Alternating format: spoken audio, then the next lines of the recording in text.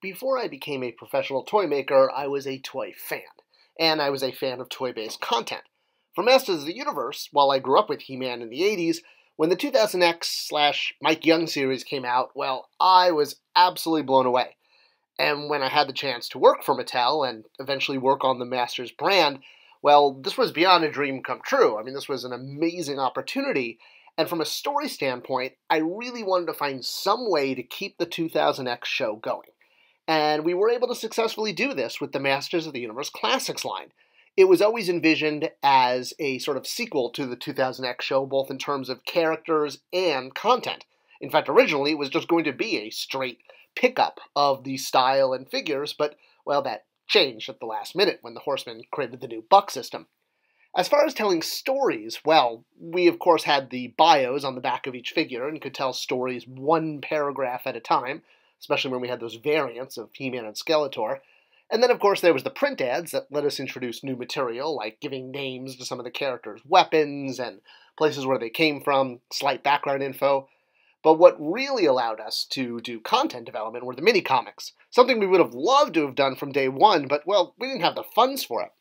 Luckily, in 2012, for the 30th anniversary of the Masters of the Universe brand, which is crazy because we're hitting the 40th anniversary now, God, time flies, well, upper management gifted the brand a chunk of change for a non-media budget to promote the 30th anniversary.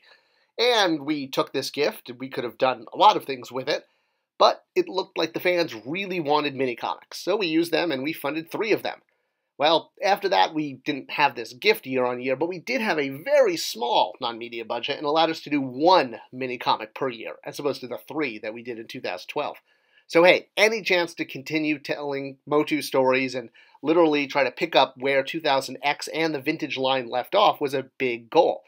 Now, one of the more controversial moments in the mini-comics was when Orko casts a spell, essentially, well, destroying the Snake Men, literally ripping apart their DNA and causing them to spiral out. And a lot of fans were upset, saying, wait a minute, no one ever kills or dies or causes, a mortal wound in Masters of the Universe. It's a kid's property, after all. I mean, He-Man wasn't even allowed to use his sword in Filmation. That's what that whole joke was in the first episode of Revelation, when He-Man actually stabbed Skeletor with a sword. So, yeah, it's not like the brand is all about celebrating, battle and killing, but it is a barbarian-based space fantasy, if that's even a thing. I think Motu is the only one of those things. And obviously there's going to be consequences. And the 2000X show did start to get at this. Webstore died on screen. The Sorceress was bitten by King Hiss and was going to eventually pass because of that. Now, the other big thing with the continuity of classics was picking up a lot of the cues from the original vintage line, and a big part of that was the Powers of Grayskull line, which ended not with a bang but a whimper when only 1 mini-comic came out, and not even the main character got released. Hero only showed up in the Mattel 1987 catalog. So, taking this storyline that was meant to be a 3-parter was essentially merged with where 2000X was going, taking the very last script from the 2000X, 2001, 2002 show. 2000X is the nickname that fans give it. This was a comic that was packed in with the DVDs. So it essentially told it was the script for what would have been the next episode, and we would have gotten more Hordak, more King Hiss. We got, we were setting up a lot, heading towards this huge battle. Man-at-Arms gets changed into a Snake Man permanently, etc., etc. But this story, it never got told in 2000X, and it never got told in the original vintage line since the second 2 mini-comics never came out. We knew from the notes that what was going to happen was He-Man was going to learn in the past how to defeat the Snake Men, and then take that knowledge with him to his present time. So we basically took this concept that was seeded in the original mini-comics, or at least in the outline, and finding a way to combine that with what was happening in 2000X.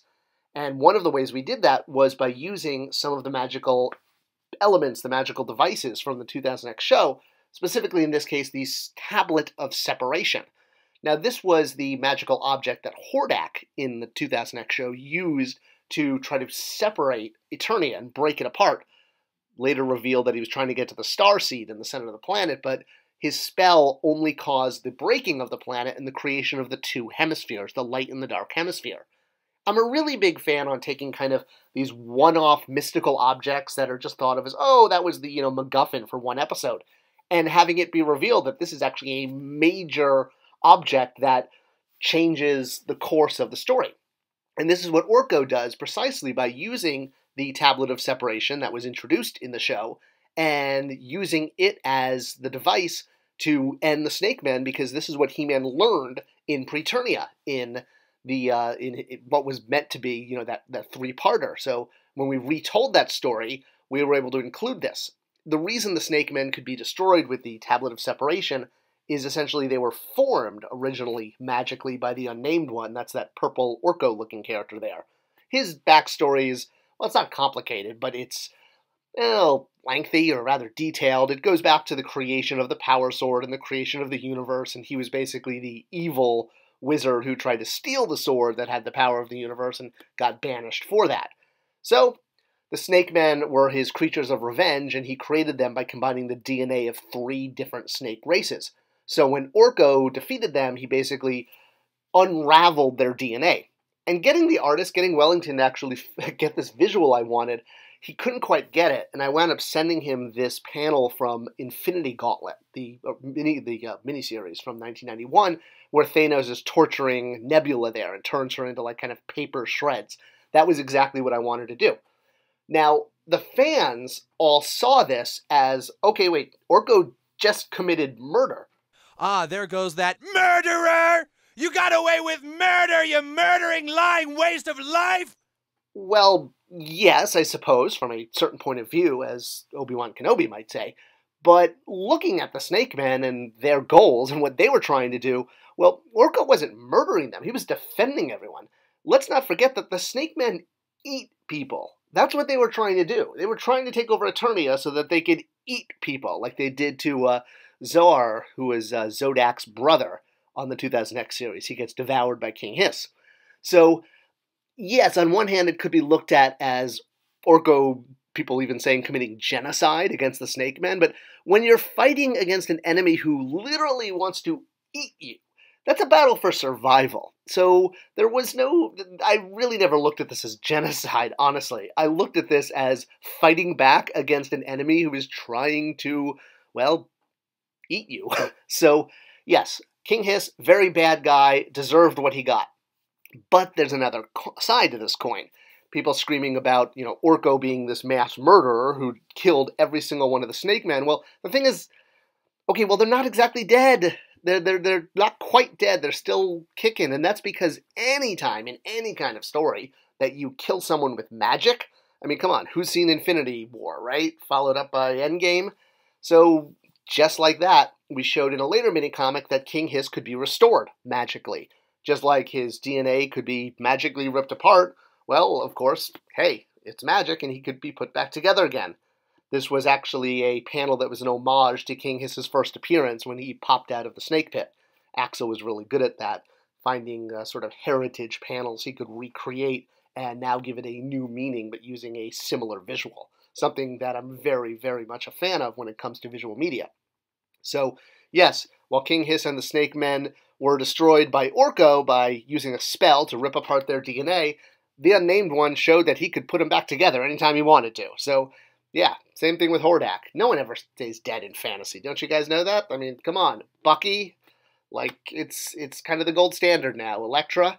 So, yeah, Orko was defending Eternia from evil. Evil that literally wanted to gobble up his friends. He was not committing deliberate murder, and there was no malice or evil behind his actions. It was purely survival.